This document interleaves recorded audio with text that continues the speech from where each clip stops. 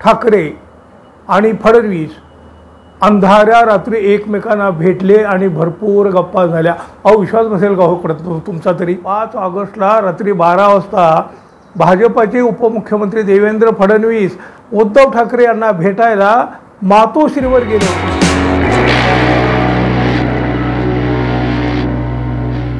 मित्र हो नमस्कार।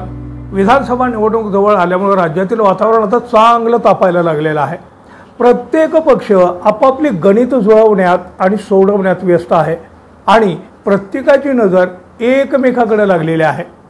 अहो या टीका टिप्पणी ज्या काय होतात ना यांच्या मर्यादा तर मागेच ओलांडले गेलेला आहे। तो आरोपांची तर नुसती सरबत्ती सुरू आहे। अनेक नेत्यांच्या मने जिभा घसरू लागलेल्या आहेत। अहो घसरायच्या आधी त्या हसडायला पाहिजेत की नाही? खरं तर जीभ घसरती कशी हो यांची?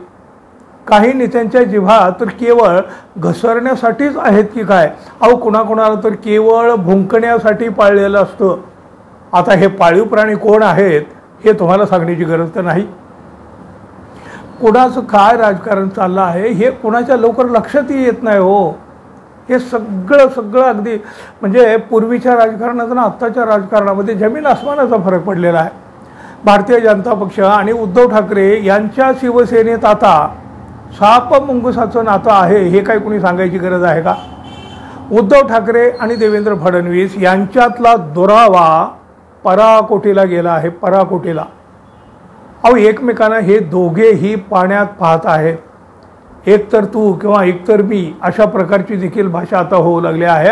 अशा परिस्थितीत जर कोणी म्हटलं ठाकरे आणि फडणवीस अंधाऱ्या रात्री एकमेकांना भेटले आणि भरपूर गप्पा झाल्या, अहो विश्वास बसेल का हो तुमचा तरी?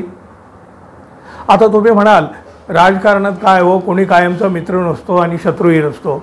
होय ते खरंही आहे हो, पण सध्या ठाकरे फडणवीस यांच्यात हे शक्य आहे का?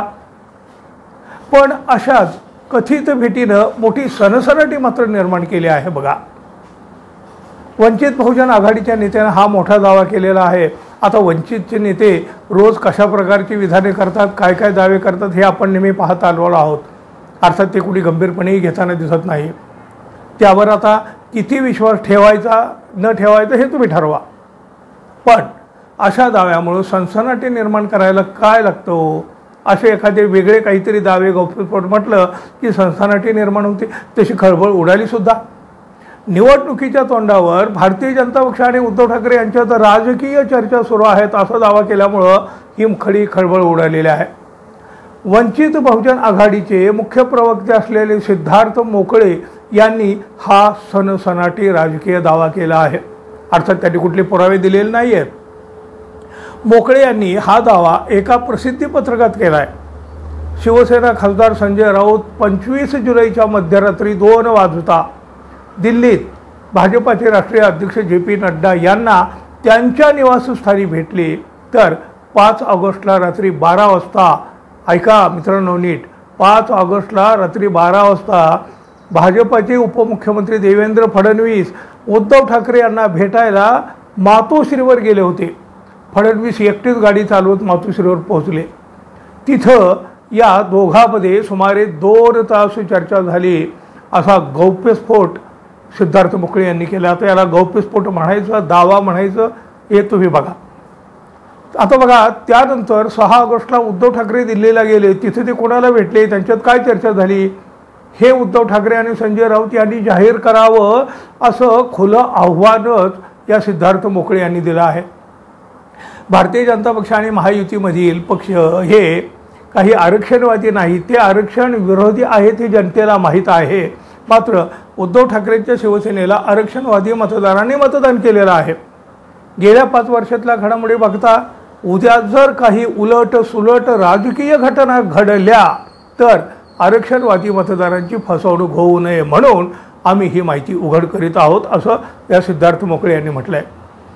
अहो खरं तर एवढी घडामोड झाली असेल तर मोकळे यांनी प्रसिद्धी पत्रकाचा आधार घेण्याची गरज नव्हती हो। थेट पत्रकार परिषद घेऊन थेट पुरावेच देऊन टाकायला हवे होते की नाही? अहो लोक विश्वास ठेवतील न ठेवतील, पण चर्चेला मात्र हा आणखी एक नवा विषय पुढे आला ना। समजा उद्धव ठाकरे आणि फडणवीस यांना लोकांची नजर चुकवून भेटच घ्यायची होती तर ती मातोश्रीवर कशाला घेतील हो? अहो, अशा अनेक जागा त्यांना माहीत आहेत की कोणाला थांग पत्ताही लागणार नाही आणि अशा बैठका होती असतात अशा ठिकाणी. देवेंद्र फडणवीस हे तर काय या अशा गोष्टीतले सगळ्यात माहीर आहेत, माहीर. अहो, ते सुरत मार्गे गुवाहाटी एवढं सगळं काही नाटक झालं पण फडणवीस यांनी कोणाला पत्ता लागू दिला नव्हता. पण मोकळे यांच्या या दाव्यामुळं काही प्रमाणात का होईना संभ्रमाचं वातावरण मात्र निर्माण झालेलं आहे. अर्थातच उद्धव ठाकरे यांच्या शिवसेनेकडून उलटा टोला मारण्यात आलेला हे आहे.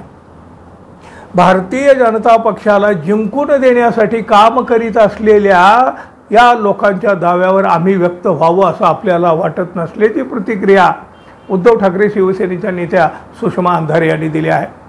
तसं पाहिलं तर वंचित बहुजन पार्टीचे सर्व कार्यकर्ते आणि पदाधिकाऱ्यांचा खर्च हा भाजपच्या कार्यालयातूनच होतो असं आम्ही म्हणावं का, असं देखील सुषमा अंधारे म्हणाले आहेत.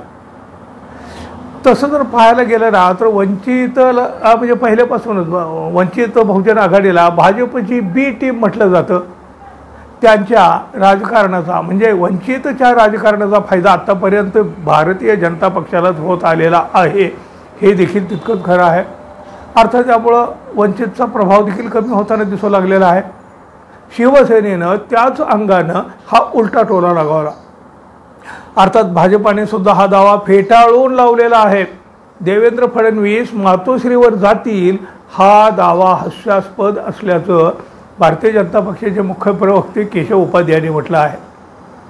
अहो, राजकारणात अलीकडे खऱ्यापेक्षा खोटेपणालाच अधिक भाव यायला लागलेला आहे हो. अहो, दोन्ही पक्षांनी या भेटीचा दावा सपशेल तर फेटाळून लावलेला आहे. म्हणजेच वंचितला किंवा या सिद्धार्थ मोकळे यांना त्यांनी खोटे ठरवले आहे. मग आता हे सिद्धार्थ मोकळे पुरावे द्यायला मोकळे आहेत ना. मित्रांनो, भेटीच्या या दाव्याबाबत तुम्हाला काय वाटतं जरूर कमेंट करा.